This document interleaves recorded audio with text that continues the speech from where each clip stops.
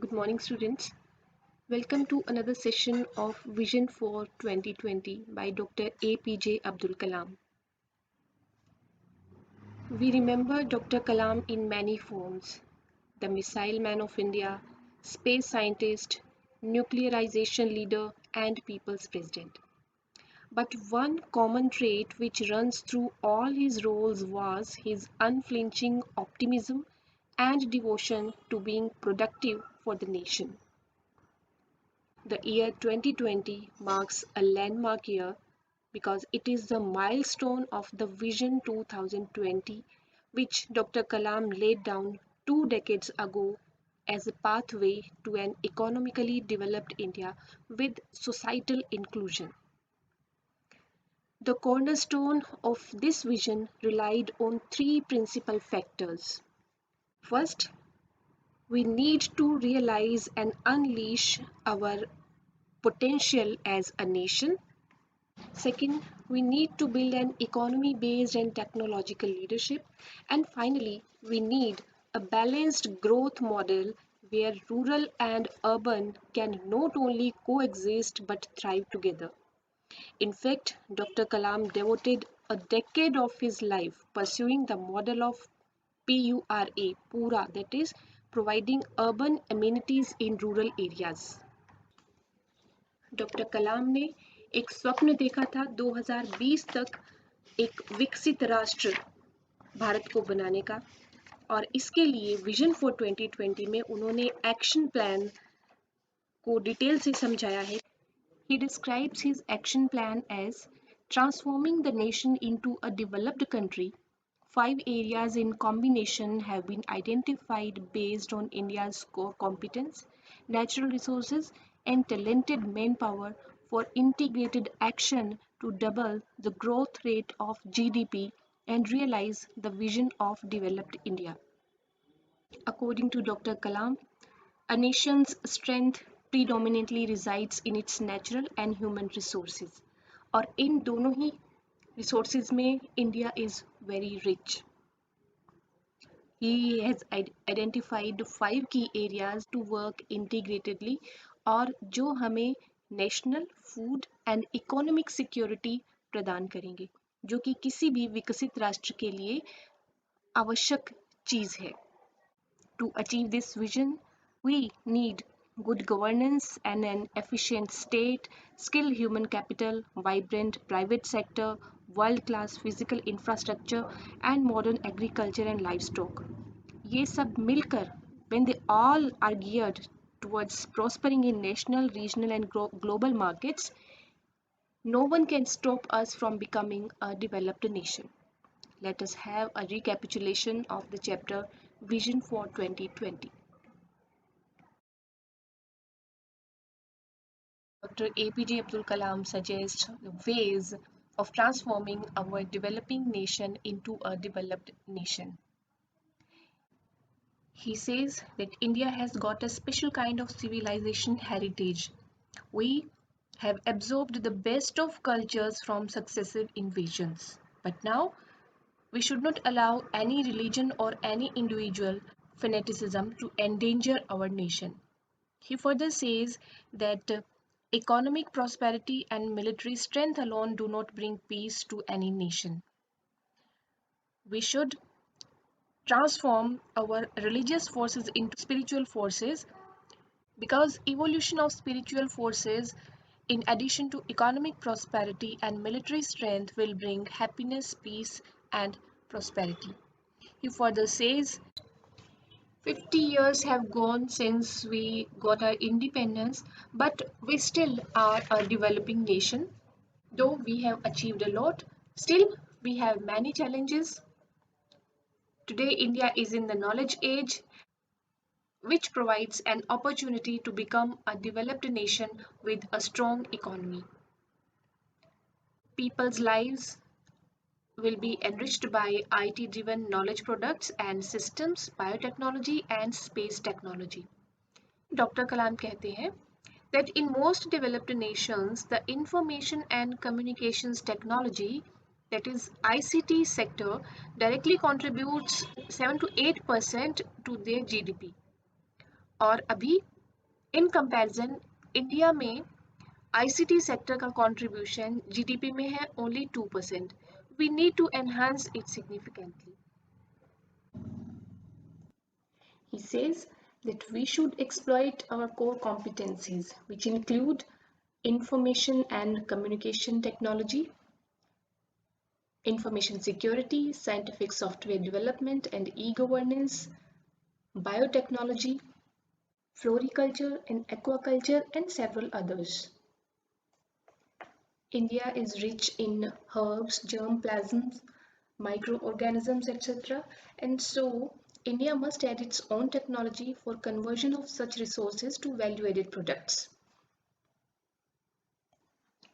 We have tremendous opportunity in the global herbal product market, in the field of floriculture and aquaculture. And also we are capable enough to create Indian MNCs. India has entered the 10th five-year plan with a focus on all-round development, and this period, the 10th plan, is a very vital period, and it has to lay the foundation for the journey of transformation by initiating mission projects that will bring economic strength to the nation. And in order to realize a developed India by 2020, 5 key areas have been identified for an integrated action. These 5 areas are: first is agriculture and food processing, second, education and healthcare, third, infrastructural development with a focus on reliable and quality electric power, and fourth, information and communication technology, which is our core competency, and fifth, critical technologies and strategic industries. These are the 5 key areas which have been identified, and these areas will work integratedly.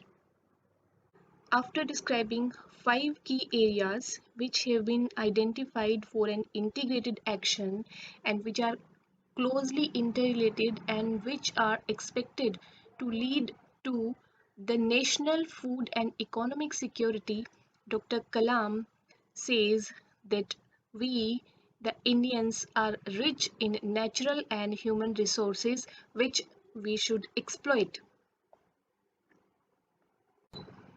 We need young, creative, and quality leaders who can inspire the young minds and realize the visions like developed India.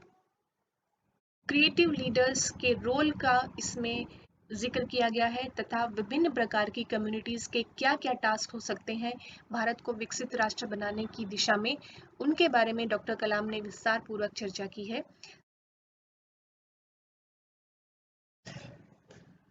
The information technology and knowledge workers have a tremendous responsibility to contribute in the areas of telemedicine, teleeducation, and e-governance for rural areas apart from their business role.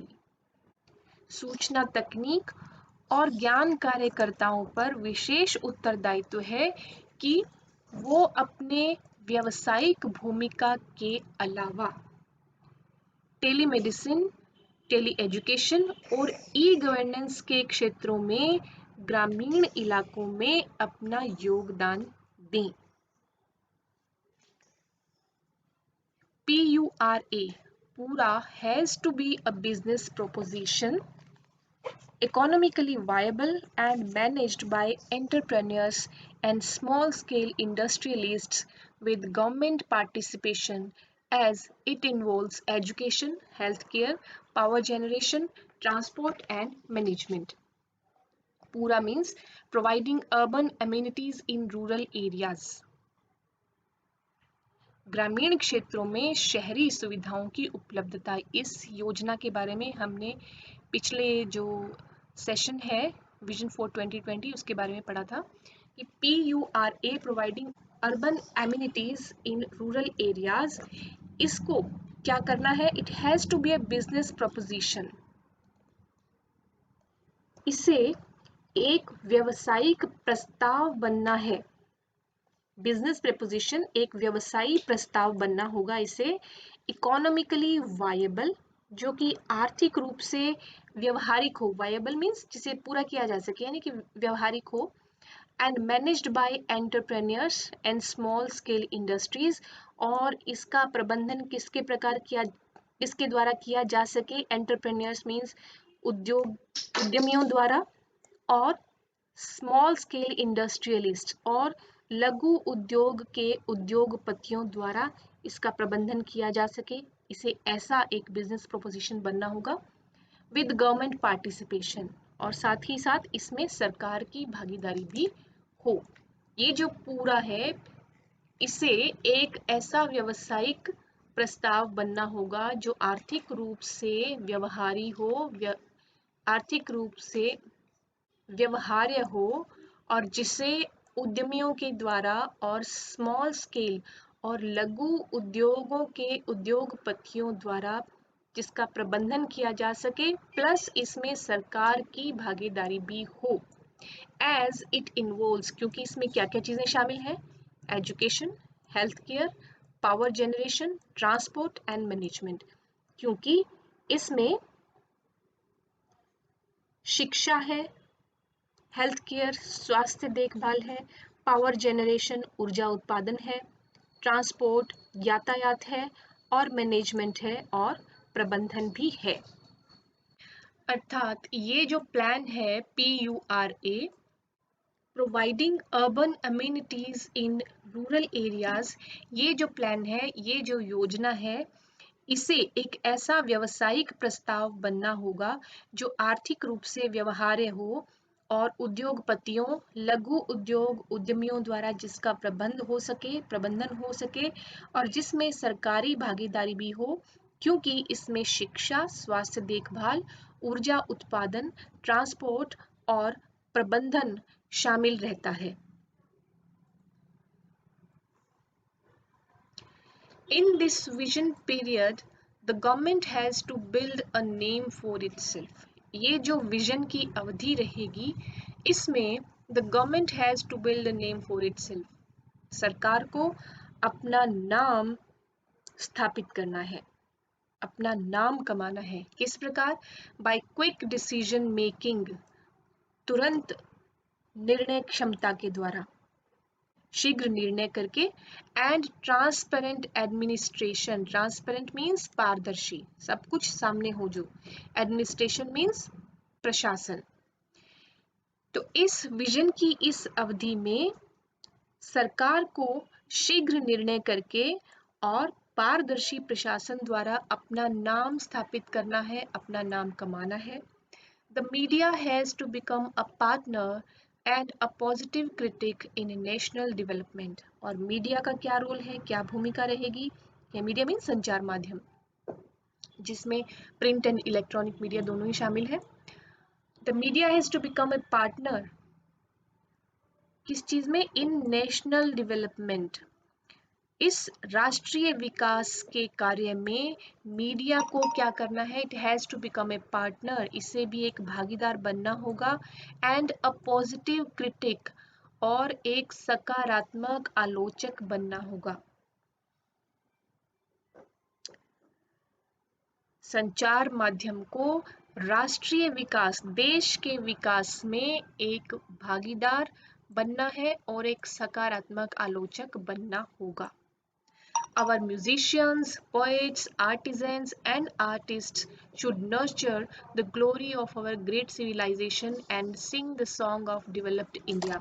कलाम ये सब जो communities हैं, musicians, poets, artisans and artist, इनके क्या काम रहेंगे उनके बारे में भी जिक्र करते हैं कि हमारे जो म्यूजिशियंस हैं, संगीतज्ञ हैं, पोइट्स कवि, आर्टिजन्स कारीगर, आर्टिस्ट चित्रकार, शुड नर्चर द ग्लोरी, इन्हें नर्चर मीन्स पोषण करना, the glory means Yash, of our great civilisation, हमारी महान सभ्यता के यश का पोषण करना होगा, यशोगान उसका करना होगा। हमारी महान सभ्यता की ग्लोरी, गौरव को का पोषण करना चाहिए इन सब लोगों को, म्यूजिशियंस को, पोइट्स को, आर्टिजन्स एंड आर्टिस्ट को। इन्हें हमारी महान सभ्यता के गौरव का पोषण करना होगा।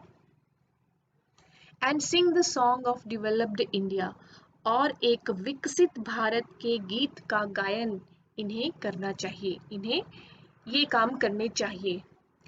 Our musicians, poets, artisans and artists should nurture the glory of our great civilization and sing the song of developed India. हमारे संगीतज्ञ, कवि, कारीगर, चित्रकारों आदि को हमारी महान सभ्यता के गौरव का पोषण करना चाहिए, मतलब इसे और नर्चर करना चाहिए, और विकसित भारत के गीत का गायन करना चाहिए। This type of motivated environment will indeed lay a great foundation for our vision of transforming India into a developed nation. This type of motivated environment means प्रेरित माहौल।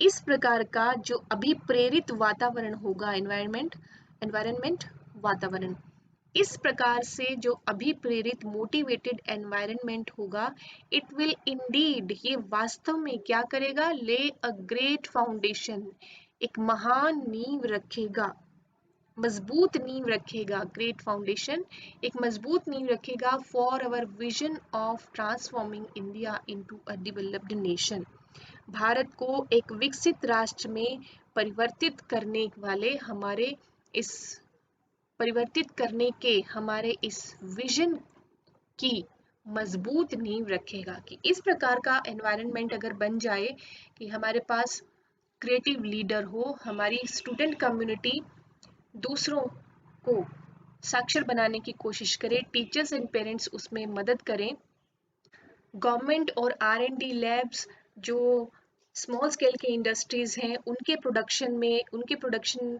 को इंक्रीज करने में उनकी हेल्प करें, लार्ज स्केल की जो industries हैं वो अपनी प्रोडक्टिविटी और क्वालिटी में सुधार लेकर आएँ और ज़्यादा आगे उन्हें बढ़ाएं, मल्टीनेशनल कंपनीज बनने का, ग्लोबल लीडर्स बनने का लक्ष्य अपने सामने रखें, फार्मिंग कम्युनिटी अपनी प्रोडक्टिविटी खासतौर पर ड्राई लैंड कल्टीवेशन में साइंटिफिक और न्यू जो मेथड्स हैं उनको अपनाकर उसमें वृद्धि करे, और इंफो टेक्नोलॉजी और नॉलेज वर्कर्स ये ग्रामीण क्षेत्रों में टेलीमेडिसिन, टेली एजुकेशन और ई गवर्नेंस इत्यादि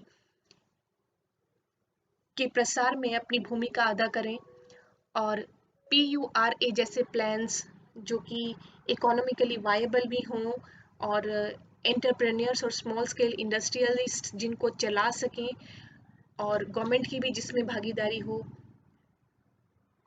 और जो बाकी की जो और हमारी कम्युनिटीज़ हैं, म्यूजिशियंस, पोइट्स, आर्टिजन्स, आर्टिस्ट, ये हमारी गौरवशाली जो परंपरा रही है, भारत की सभ्यता रही है, उसका यशोगान करें, और सरकार भी अपनी क्विक डिसीजंस और ट्रांसपेरेंट एडमिनिस्ट्रेशन से अपने लिए एक विश्वास प्राप्त करें आम जनता के अंदर। तो फिर इस प्रकार का ये जो मोटिवेटेड एनवायरनमेंट रहेगा, अभिप्रेरित वातावरण रहेगा, उसमें भारत को विकसित राष्ट्र बनने का जो हम विजन देख रहे हैं उसकी एक मजबूत नींव रखी जाएगी।